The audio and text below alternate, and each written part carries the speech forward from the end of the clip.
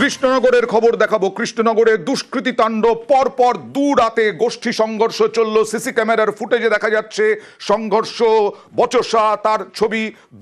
পরপর দু রাতে সংঘর্ষ, এলাকায় গোলাগুলি, বাইকে আগুন দুষ্কৃতীদের।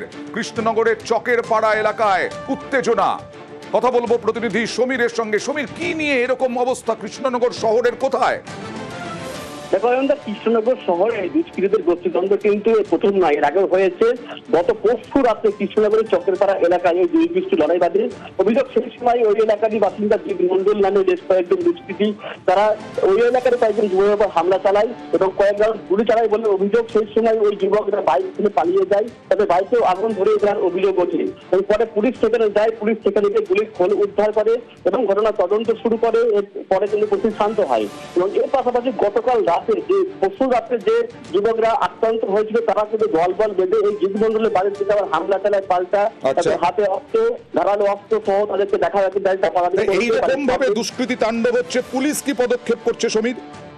দেখো, এখনো পর্যন্ত পুলিশ কিন্তু এই বিষয়ে নিষ্ক্রিয় রয়েছে। পুলিশের পক্ষ থেকে কোনো ভূমিকা নিতে দেখা যায়নি, কারণ এই যে দ্বন্দ্ব, এর ফলে আতঙ্কিত এলাকাবাসী কিন্তু এখনো পর্যন্ত এই অভিযুক্তদের বিরুদ্ধে কোনো আইনগত পদ্ধতি নেওয়া হয়নি বা কাউকে কিন্তু এখনো পর্যন্ত গ্রেপ্তার করা হয়নি।